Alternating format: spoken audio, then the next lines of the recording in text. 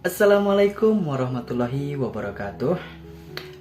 Alhamdulillahirabbil alamin wassalatu wassalamu ala asrofil anbiya'i wal mursalin wa ala alihi washabbihi ajmain amma ba'du. Pertama dan yang paling utama, marilah kita panjatkan puji dan syukur kehadirat Allah Subhanahu wa taala yang telah memberikan nikmat sehat dan kesempatan sehingga kita semua bisa berkumpul di acara seminar kali ini ya, meskipun via online atau tidak secara langsung. Sebelumnya saya juga ingin mengucapkan terima kasih kepada Ibu dosen Reni Rasi MMSDM selaku pembimbing mata kuliah kecakapan antar personal di STT YBS Internasional Tasikmalaya. Kemudian sebelum saya menjelaskan mengenai presentasi mengenai materi kecakapan antar personal, izinkan saya untuk memperkenalkan diri. Nama saya Robi Firdaus. Saya mahasiswa semester 7 di STT YBS Internasional Tasikmalaya. Dan pada kesempatan kali ini saya akan menyampaikan presentasi mengenai kecakapan antar personal yang memiliki judul yaitu komunikasi verbal dan nonverbal. Ya, baik. Sebelum kita menginjak materi, saya akan menjelaskan dulu mengenai komunikasi. Komunikasi adalah usaha penyampaian pesan antara sesama manusia. Itu pengertian singkat mengenai komunikasi. Kemudian unsur-unsur komunikasi ada beberapa bagian. Yang pertama itu ada komunikator. Komunikator adalah orang yang menyampaikan pesan atau menyampaikan informasi dalam komunikasi tersebut. Yang kedua ada komunikan. Komunikan adalah orang yang menerima atau mendengarkan informasi tersebut. Dan yang ketiga ada pesan. Pesan adalah sesuatu yang disampaikan oleh komunikator terhadap komunikan, baik itu secara verbal ataupun nonverbal. Kemudian komunikasi secara efektif terjadi apabila setiap orang yang terlibat dalam komunikasi tersebut menyerap makna yang sama dari apa yang disampaikan oleh seorang komunikator. Maka komunikasi tersebut dapat dikatakan berlangsung dengan baik. Namun apabila sebaliknya, maka komunikasi tersebut dianggap gagal apabila komunikasi yang disampaikan oleh komunikator terhadap komunikan memiliki makna atau arti yang berbeda.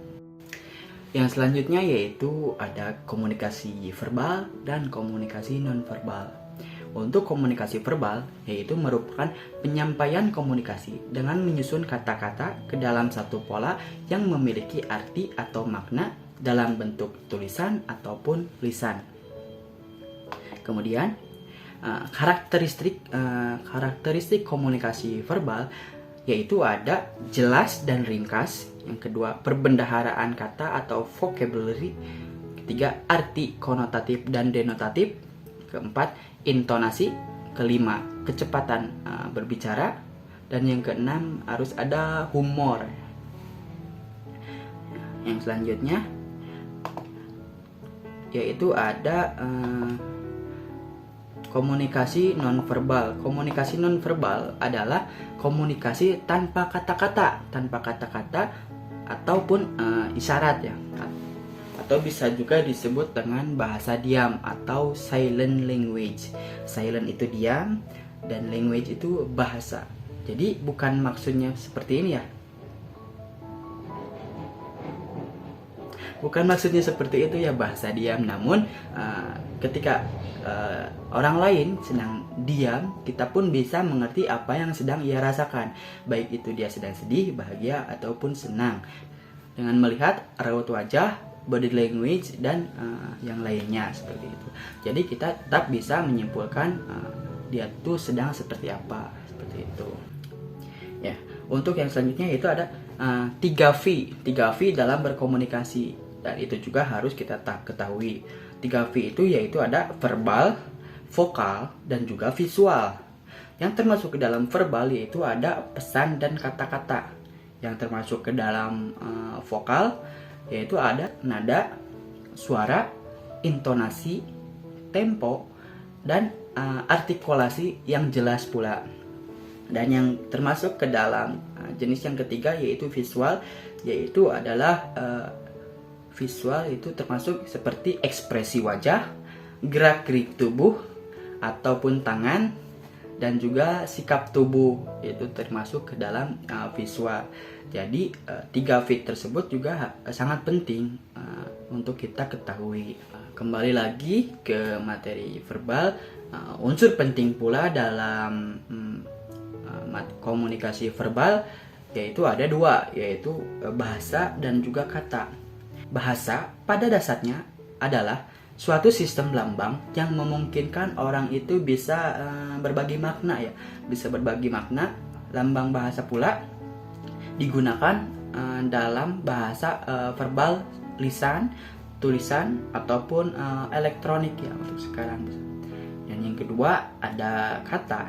Kata merupakan unit dari lambang terkecil dalam bahasa. Kata juga memiliki lambang yang melambangkan orang, benda, kejadian, atau keadaan. Dan untuk komunikasi nonverbal, studi yang dilakukan oleh Albert Mahrobain menyatakan bahwa tingkat kepercayaan diri pembicara itu hanya 7% berasal dari bahasa verbal, 38% dari bahasa vokal suara, dan 55% dari ekspresi wajah atau ekspresi muka. Dan untuk kategori komunikasi nonverbal juga ada beberapa contoh juga ya. Ada beberapa contoh, misalnya komunikasi nonverbal secara pribadi atau pada individu. Contohnya kebiasaan seseorang yang mengedipkan mata ketika dia merasa gugup ya. Ketika merasa gugup, seperti contohnya seperti ini.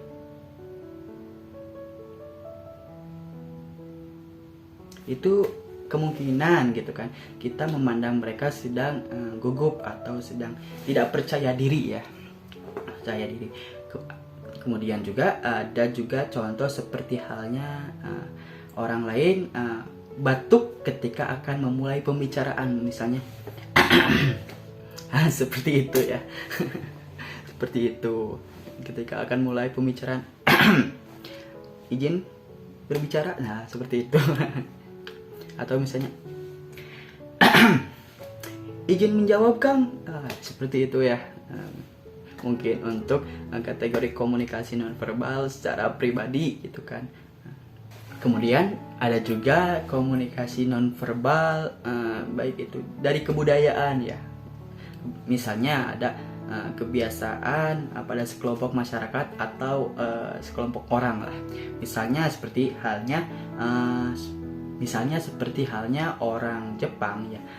Orang Jepang itu selalu membungkukkan badan ketika bertemu dengan orang lain. Itu adalah bahasa nonverbal yang dilakukan oleh kebiasaan orang-orang Jepang seperti itu. Untuk jenis yang ketiga yaitu komunikasi verbal yang dilakukan oleh profesional. Misalnya kebiasaan orang-orang pada profesi tertentu. Misalnya kebiasaan orang yang bekerja di level atas di hotel ya, yang memiliki standar tinggi untuk berpenampilan meskipun ia tidak sedang bekerja seperti itu. Dan untuk selanjutnya yaitu ada kebenaran umum atau seperti kebiasaan hampir semua orang juga melakukan. Seperti halnya ia melakukan mengangguk kepala ketika ia merasa setuju dengan pendapat orang, misalnya seperti ini. Seperti itu. Atau contohnya, atau ia juga melakukan tindakan menggelengkan kepala ketika ia tidak setuju. Nah, seperti itu ya mungkin kategori komunikasi nonverbal yang dilakukan oleh masyarakat umum. Dan untuk yang terakhir, etika berkomunikasi ada beberapa macam. Yang pertama itu etika berkomunikasi, kita harus diam dan menyimak. Yang kedua, tidak memotong pembicaraan. Yang ketiga, tidak meninggalkan lawan bicara ketika ia sedang berbicara ya, karena itu tidak sopan. Yang keempat, tidak menepis pembicaraan lawan. Dan yang kelima, tidak berusaha menunjukkan bahwa kita lebih pandai daripada dia. Seperti itu. Mungkin presentasi dari saya dicukupkan sekian. Mohon maaf apabila banyak kekurangan dan kehilafan. Dari saya dicukupkan sekian. Wabillahi taufiq wal hidayah. Wassalamualaikum warahmatullahi wabarakatuh.